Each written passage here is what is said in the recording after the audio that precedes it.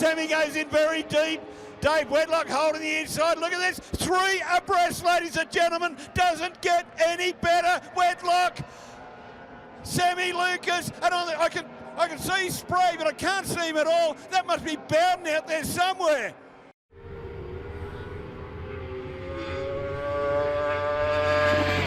Welcome to another episode of Let's Talk Motorsport here on Wide Bay TV and letstalkmotorsport.com.au. Now, this week, we're getting a bit off track when we're going to powerboat racing, and it's a big meeting, one of the biggest meetings in Australia this year, the Rum River Powerboat Championship.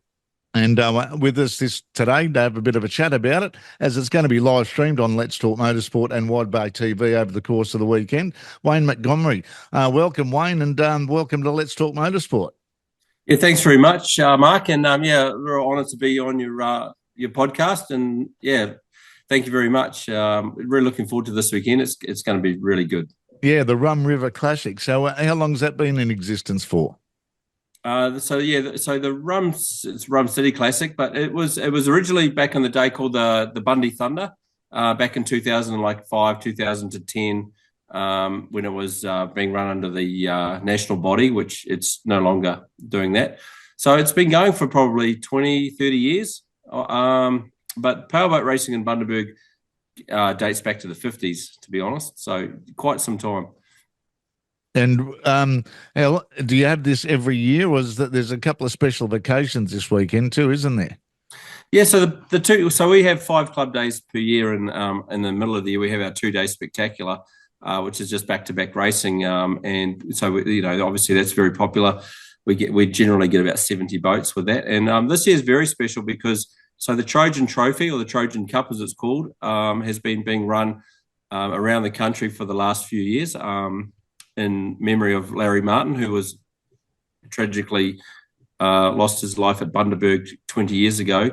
So they're winding up that trophy this year, and it's generally run over the country. There's 4 heats. They normally have them in like Victoria, one in Sydney, a couple in Sydney, one in like maybe Taree, and it's run around the country. And because it's the last final meeting they're ever going to do, they've asked if they could bring it back to Bundy, where it all started, and we've agreed. And we got 8 confirmed entries for the 6-litre class, which is like the supercars of motorsport. It's basically the Bathurst on water. So we're extremely excited to have it come home for the last round. 6 litres. That's a bit of oomph in the belly when you open up the throttle a bit, isn't it? A lot of the guys, they're all ex-NASCAR engines. Okay. All around 800 horsepower and an 18-foot hull. So it's 800 horsepower and an 18-foot hull.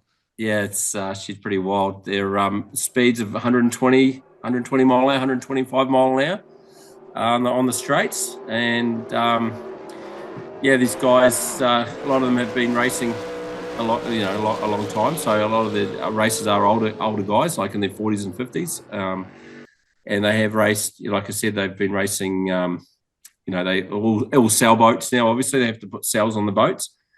But we're just honoured to have the last race of forever back at Bundy, and and we've got guys driving from Adelaide. That's how important it is to some of these guys to be part of the last round. So we're very humbled, to be fair. So tell us a bit about his history and what made him such a legend in the sport.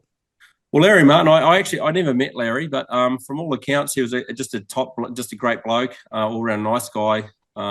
He was an Aussie champ. He did hold some powerboat records in the 5 and 6 litre classes back 20 years ago.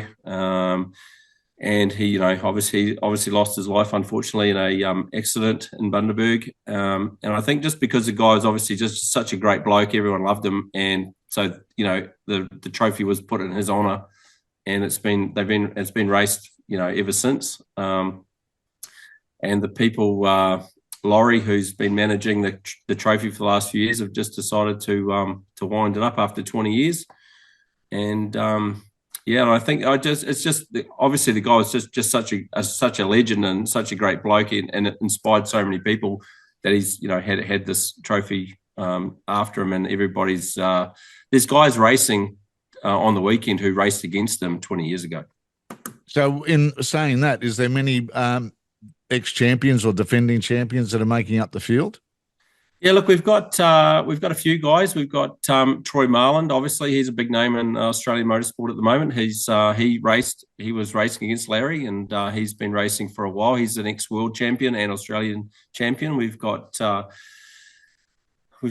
number of drivers in the 6-litre class that are ex-Australian champs and world champs. We've got Rod Peterson, who's actually one of the main sponsors for the weekend. He's an ex Australian champ. He's won a few championships in different categories.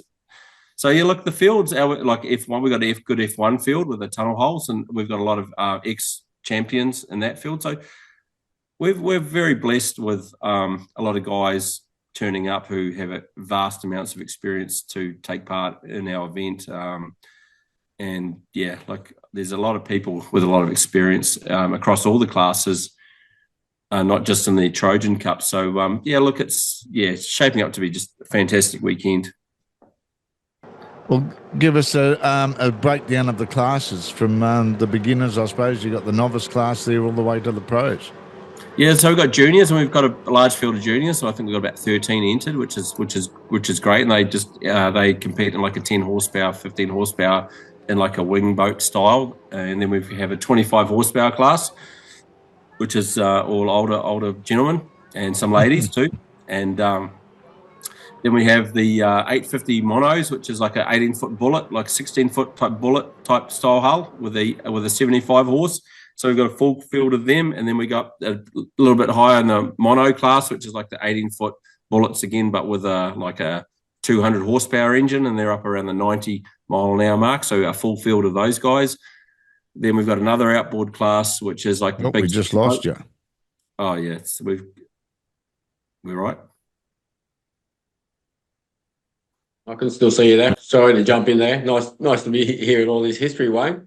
Yeah, so I'm never short of a word. So sorry if you don't get a word in. It's great to hear. Like you said, for someone to make such a difference in the sport, and like you said, admiration. You've got juniors racing in the category. It's great to see that powerboat racing is growing. Look, I think with Australia powerboat racing, we've been lucky in Bundaberg. We've really focused on the the working class guys, the older boats and people with maybe not the big budgets. We're very lucky. We're getting large numbers to our club days because of that. We're very price, we're very, conscious of people, the cost of racing. So we've kept the price down, and we get a lot of the oldest, boats. We don't get a lot of the big boys and the blown guys. And we've just concentrated, just more of the working class kind of guys with the older boats. And that's worked out really well for us. And yeah, we're just lucky enough to have this weekend that the big boys, the guys who, like these boats are probably worth $250,000 each. Wow. Like if we went out to buy one tomorrow, like that's the kind of cost involved. And for them to show up at our event is, like I said, extremely humbling, and we're very honoured. But we also, I think, but the strength of the Bundaberg Club is its working class grassroots races, and the juniors make up a large part of that. We also have the other classes. We've got the open deck, like the Everingham style hulls, the Stevens, a lot of old Stevens, Everinghams, Child's Play hulls, the 16-footers and the 18-footers. And those guys, we got speed brackets for 85 mile an hour class, and then the 105 class, which they don't require a cell. And then the other classes are the F1s. Now, the F1s are still very popular around the world, and they are very popular around Australia too. I think there was a meeting in Victoria just recently. They had 27 boats show up for the Australian titles for F1s. And we're very lucky to have some older guys now. They're probably going to hear this and probably punch me in the arm when they see me, but these guys have done the world circuit many years ago, and they're very highly experienced, and a lot of their sons are now taking over the reins of the boats, and so they're more in an advisory role and got their kids involved. So we're very blessed with just the amount of experience that we have at the club. How old are these kids when they start? You can start racing 10, I believe, hopefully, I think it's 10-year-old, and you can start with an 8 or a 10 horsepower. And then once you get to 12, you can upgrade to a 15 horse. And then you got to stay in that class till you're 16. And then you can get a full marine license, and then you can go up to, I think it's pretty much any boat you like, really, after you're 16. So the circuit you're talking, is it just like a circle, or is it got left and right hand corners like round buoys, or is it just like an oval? It's like an oval. Like we're racing on a river, so our course looks more like a rectangle. I think the back straights are 530 metres, and then it's pretty much a perfect rectangle. The straights are 530, and I think the smaller corners are about 30, 40 metres wide. So it's a very tight course, very similar to Windsor, which is another very famous racetrack in Australia.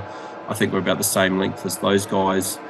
So it's a very tight course. So you got to be on the ball on the turns. Whereas compared to say Yarrawonga in Victoria, which is more of a giant oval, it looks like a cycle track, type thing.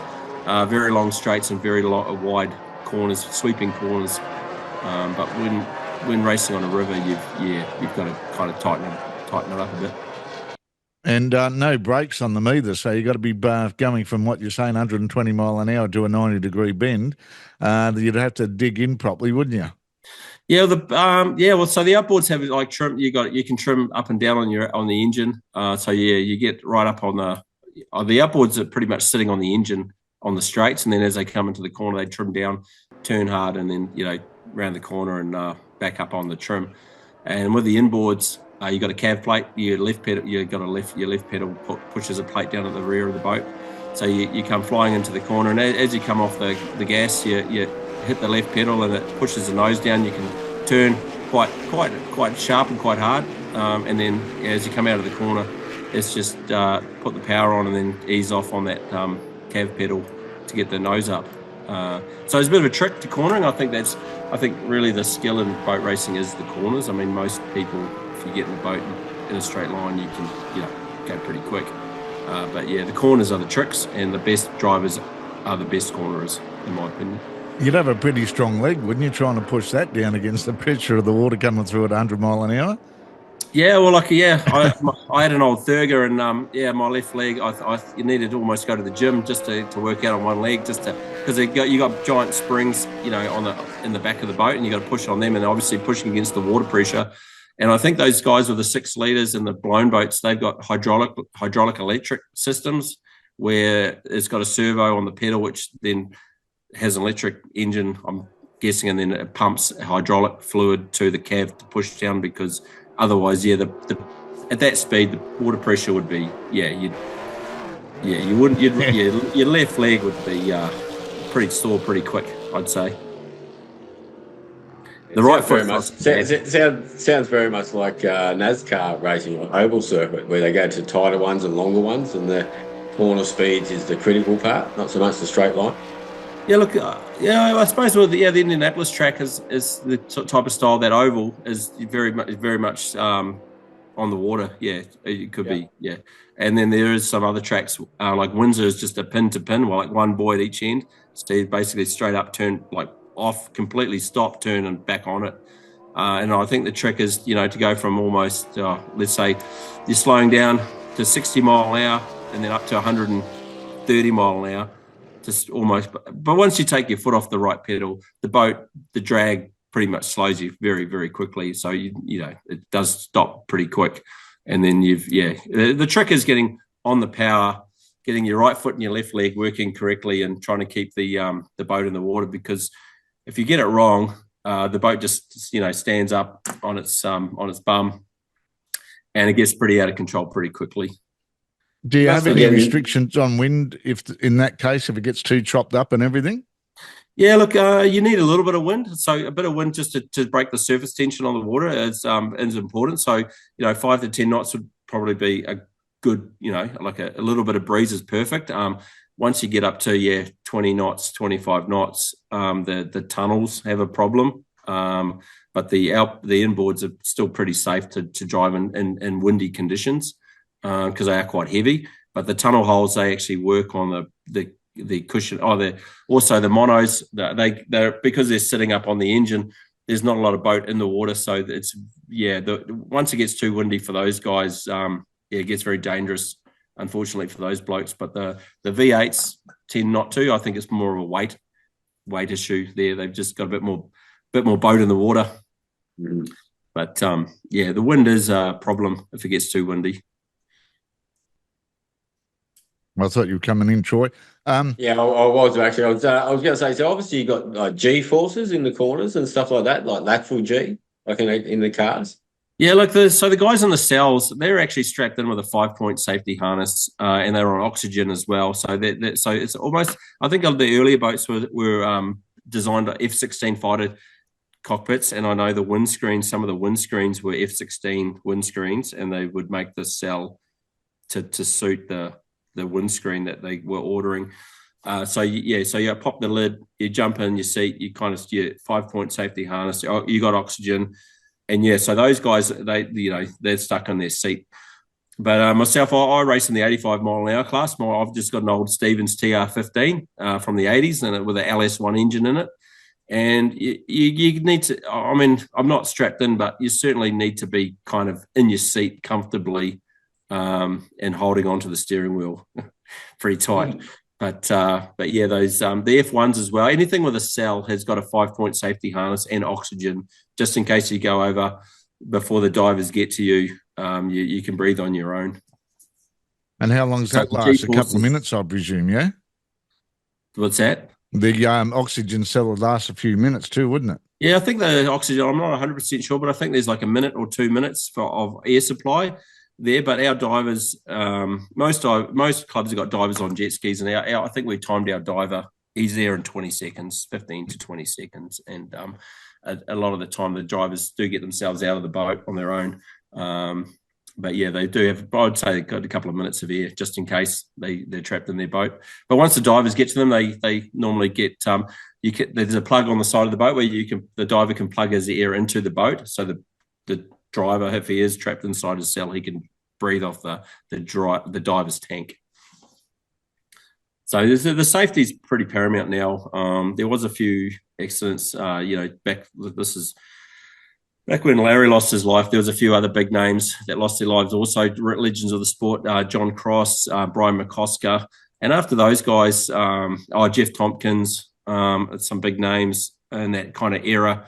And after those guys were killed, the cells came in mandatory just as safety. And since then, there's touch wood, there's been no one killed in a cell.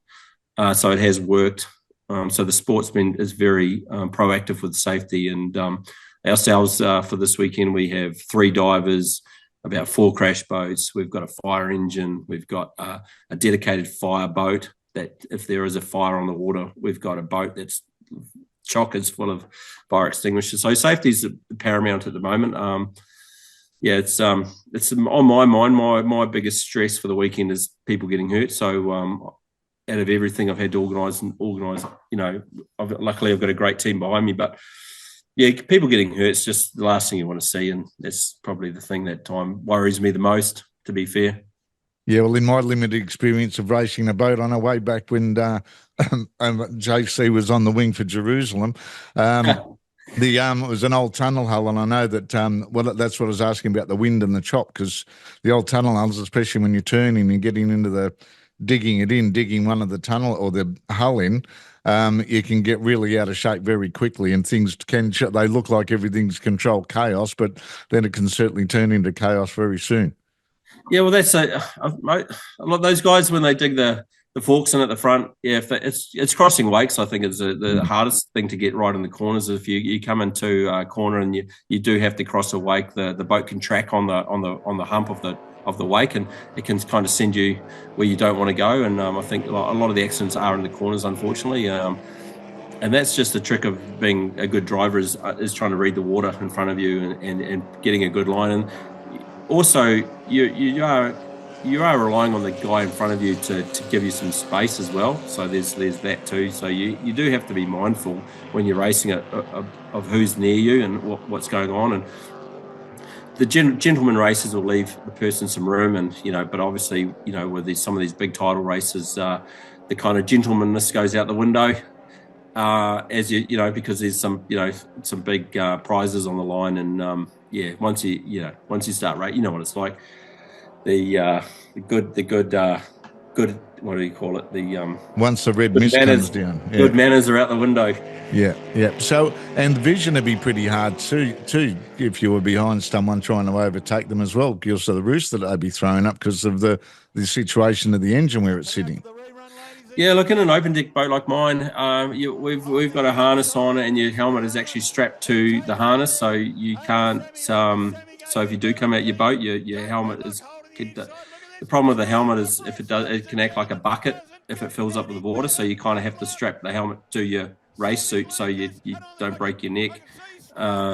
Which luckily it's very, very, very rare occurrence. So it's hard to turn your head to look around. So you really got to kind of judge who's, that's why I was saying with being a gentleman is leaving some room just in case there is someone inside you or there is someone on the outside. You've really got to race with that in mind that, there are people near you that you can't see. The guys in the sailboats do have mirrors on the sides, but the vibration of the boats is so great, and you're really not looking at your mirrors because there's so much else going on. Like even your dashboard, everyone's got gauges, but you never see no one ever looks at their gauges. So a lot of people just have a big bright red light. So if a gauge oil pressure drops or temperature comes up too high, you've got a giant red light that starts flashing on your dash to let you know that there is something going on. And then you kind of look at your gauges. But yeah, it's pretty much once you get going, it's all fully focused on the race, and you've just like you say, you've just got to be mindful of who's around you, and race accordingly. Now, sounds a lot like motorcycle racing to me.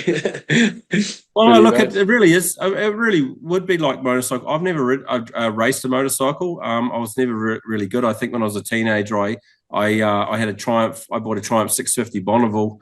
And I fell off that a couple of times, and then I thought that's it for me back in the day. And but I'm guessing, very, very similar to motorcycle racing, where you're kind of looking ahead a lot, not really worrying about what's behind you or on the sides. Yep, exactly. Go on. Oh no, I was just saying I probably embarrassed myself here, but I did have jet skis for a long time, and I kind of felt jet skiing was motorcycling on the water. I think that sense of freedom that you get on a motorcycle on the road is transferred when you're actually on a jet ski. When you're actually going on a long journey, not being a dickhead around a ramp, trying to show off to everybody. So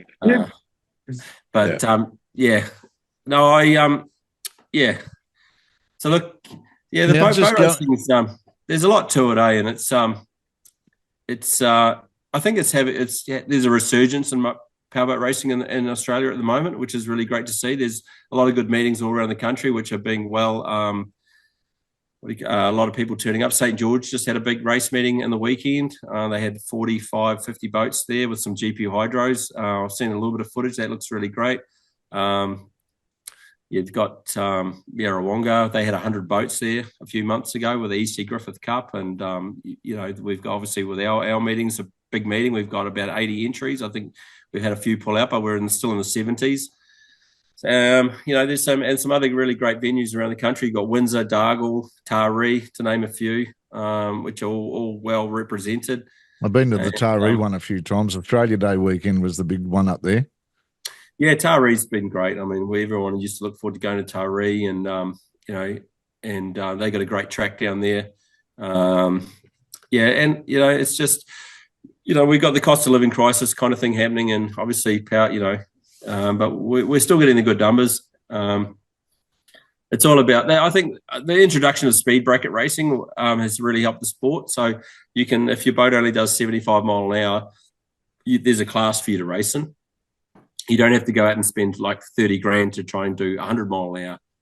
So your old boat that you got that only does X amount of speed, there's a spot for you without having to go and spend crazy amounts of money to keep up with the next guy. Because unfortunately, with racing, as probably with supercars and superbikes, the people with the most money seem to get the fastest boats with the fastest engines, and that's just probably human nature, and they get the most speed. So the speed bracket thing I think is really saving the sport, where you don't have to compete with those guys with all the money. There is a spot for you with your old boat. Is there popular engines both with the traditional outboard engines and the inboards? Is there one you go the Chevys or the Fords of the inboards, and is it still Evinrude and Johnson that are the pick of the bunch, or is Yamaha? Mercury's a big engine. There's a few guys running Evinrudes, but which is I think big in America. The Evinrudes are really pushing over there to get the boat going. But in Australia, it's definitely the Mercs are the most common engines. With the inboards, it's certainly Chevs, and now LS engines are taking over that. You got a few guys still running the Dodge NASCAR motors, but Chevrolet is huge. And there's a couple of Fords getting it. There's actually an inboard with a Barra motor in it called his nickname, Chris Hearn, nicknamed the Red Taxi. Everyone's kind of gives him a bit of stick about that because he's got a taxi motor in his boat, but it's doing 135 mile an hour with a Barra engine, and so he's no slouch. So you got the one Barra motor, but yeah, most other engines are Chevrolets, a couple of Fords. I know Lock and Load's running a Ford, but again a Ford NASCAR engine. But majority of inboards are Chevs still. There's no electric vehicles, hopefully.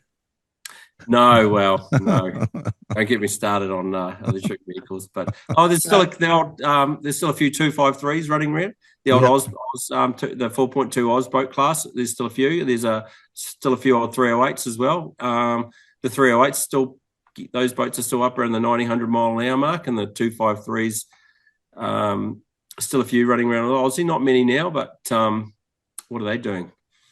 Still about the 80 mile an hour mark. But the thing is, if you want to get a 253 to perform, you've got to spend $20,000 on it. So you might as well spend 20 grand on an LS engine. You're going to get a lot more horsepower and a lot more reliability. Unfortunately, some of those old engines are just falling by the wayside. And most of them went in HQ racing as well too, when they were doing that. Yeah, well, the HQs. I was actually at the HQ racing when you mentioned the other week you're at Warwick at the motorbikes. I was there watching the HQ racing. I think they had 48 entries for the national titles a few months ago, and they're still running 202s. Yeah, hard case, but yeah, they're still punching out a few horses. I think 100 mile an hour on the straights, the old HQ. So yeah, there's a bit of nostalgia still around. Now, just on the weekend, you've got 2 days of action in store. Plenty of viewing spots, I presume, on the riverbank for families to have picnics and everything. And what's the program over the 2 days for people that might be that are watching this? So we've moved our racing forward 1 hour. So racing will start at 9 o'clock with the juniors, and then we're getting through the program. We've got 3 rounds. I think we've got 12 classes to get through over 3 rounds. So racing will start at 9. It's free entry for anyone that wants to turn up. We've got plenty of parking. The local farmer has graciously allowed us to use his paddock. So we've mowed his 10-acre paddock. So we've got plenty of parking. We've got food trucks down there. We've got plenty of room on the riverbank to watch. We've got the Lions Club down there with their food truck as well. They're a major part of our club. So I'd like to thank the Lions Club for their help. Racing will probably go from 9 till about 3 each day, 3 or 4 o'clock. For the Friday, Saturday and Sunday. And the Friday, we've also got the river closed off for practice. So if you do want to come down and watch some of the boats going around on their own just to get a bit of a warm-up and stuff, we've got action on Friday as well.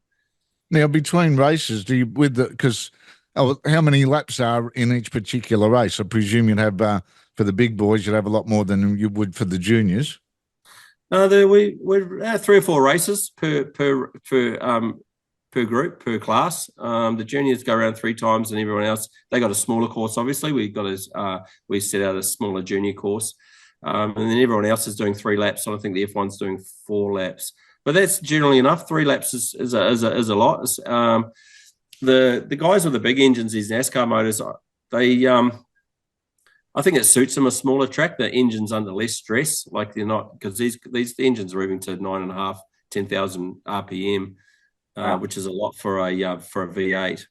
And I think you don't want to hold that for too long, otherwise, things can go south pretty quick. But it's 3-4 laps per class is generally what we do. And I think, and as a driver too, on the last lap you're pretty exhausted. There's a lot going on, and you can be breathing pretty hard, like you've had a bit of a run. To be fair, just after you've had to steer your boat around a course with 7 other people and all the chop, it's certainly takes it out of you pretty quick. Do you have to have a bit of a break between races to let the chop die down, so that at the start of each race it's a more even playing field than having the chop from like fast rotation of races? Yeah, we kind of roll our races through pretty quick. So when one boat race is finished and they're coming into the bank, the other class is already on the bank ready to go. And because it's a river, the river's flowing, I think it's about 4 knots. So it calms down pretty quick, and we go way up the river a bit just to kind of get out of let the track settle, as you say.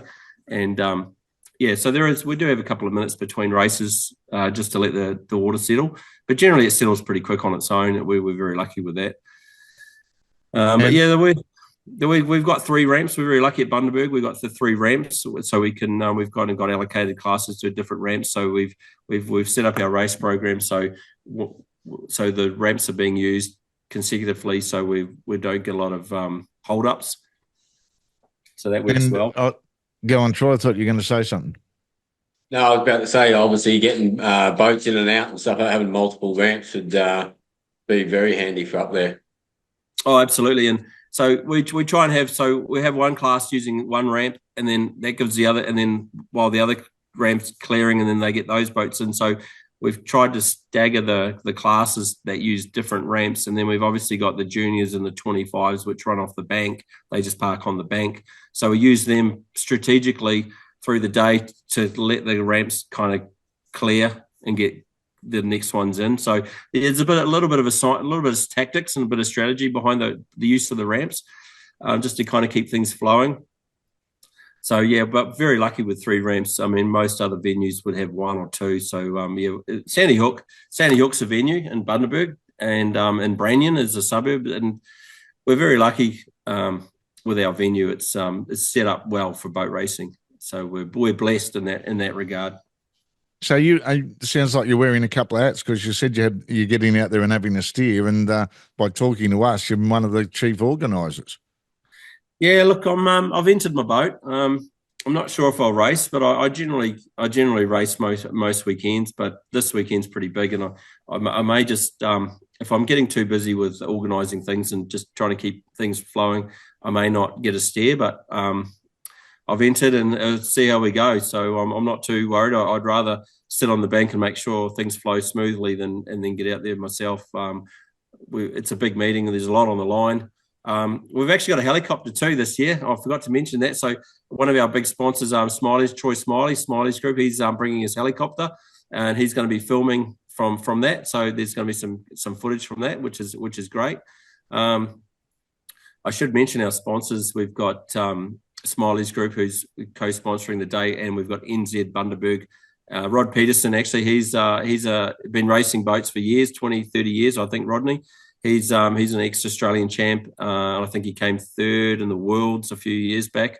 He's run 6 litres and hydroplanes and just about everything. I think if it's got a V8 in it, Rodney's raced it. And he's a big sponsor for this weekend. And a Brisbane Marine, another big sponsor. We're very blessed at the moment. The club's in a very good spot. We've got 32 sponsors. Most of them just small guys, little businesses. They've chucked in 500 here or 1,000 there. As a committee, we kind of thought, well, if we can put on a good race meeting, people will come. You know, it's like the old what's his name, Costner, when he built that softball field. Build it and they will come. Yeah. Yeah, and that's it. And that's what we've been very lucky. Like the last previous committees over the years, they've done a good job, and it's been building slowly. And we've got to the stage now where we've got a Trojan Cup. So there's been a lot of effort over the years for people that have run the club and been in charge, have done a great job, and it's just built slowly and slowly. And now we're in a position where people want to be involved. We've got a great set of volunteers who have been volunteering for us for years, and they keep coming back. And and the sponsors, the sponsors are ringing us wanting to be involved. So it's just been a real team effort of really everyone. Like the races themselves, they race safely. There's no mavericks to be. There's nobody that races dangerously. It's just been a really good group effort with the volunteers, the drivers, and we don't race for prize money. So if you're racing someone and they break down, everyone's happy to help the guy next door to get him back on the water for the next race. So if I'm racing a guy and his battery goes flat, happy to lend him a battery, happy to do whatever I've got, whatever spare parts I've got to get him out in the next race, even though he may beat me in the next race. There's a real feeling of camaraderie and family up there at the moment, which is really great. And I think that's why we've got such a successful meeting this weekend. No, we wish you all the best for it, mate. It sounds like a good one, as long as the weather's going to be good for you this weekend. Well, funny you should say that. I've been keeping my eye on the weather, and the weather forecast is looking really good. So light winds and a little bit cloudy, but fine conditions. So yeah, the weather gods have come to the party at this stage. I shouldn't try and hex myself there though, but it's looking good. And thanks to you guys like Phil from Wide Bay TV, he did do a live stream for us a few years ago, did a fantastic job. So we've got him back this year. He's been great. You guys come on board. It's been really good. And look, it's everything's just the planets are all aligned for us for this meeting, and it's looking really good. I can't thank my committee, Josh, Kirsten, and Steve, and Sarah for their help, and all our sponsors. I won't name them here because it's a giant list, but it's been a real team effort. Everyone involved. Really looking forward to it, and hope you guys. Obviously, you guys will be watching, and thanks for your help and spreading the word. Like I said, we're just getting bigger and better, and sometimes bigger can be worse. So we did cap our entries at 80 because I thought, well, sometimes if you try and get too many people, it just turns into a giant headache. So we try to keep numbers down, even though they're big numbers, but you know what I mean? We thought, well, it's got to be manageable for the weekend. So we capped it at 80. No, we wish you all the best, and especially in the last running of the Trojan Cup, we hope that is a big success for you too. But like you said, it's live streamed on Let's Talk Motorsport and Wide Bay TV, and all the best for the weekend, mate, and thanks for joining us. Yeah, thanks for your time, and cheers, Troy. So you didn't get a word in there. It's fine there, Wayne. Thanks very much for joining us on Let's Talk Motorsport. Yeah, thanks for the opportunity to talk to you guys. I've watched a few of your live streams, and I was really excited to talk to you guys. And keep up the good work and spreading the word for motorsport, even whether it be in a bike, a car, or a boat. Exactly right, mate. We might get you back on in the near future for a bit of a wrap up about what it was, because we'll have plenty of footage to go with it. Yeah, look, mate. I just all I can wish for is it's a safe meeting and no one gets hurt, and it's a real success. And I've got everything in place for that to happen. So yeah, just see how we go. But it's going to be a great weekend, and really looking forward to it. All right, mate. Thanks. All the best. Cheers.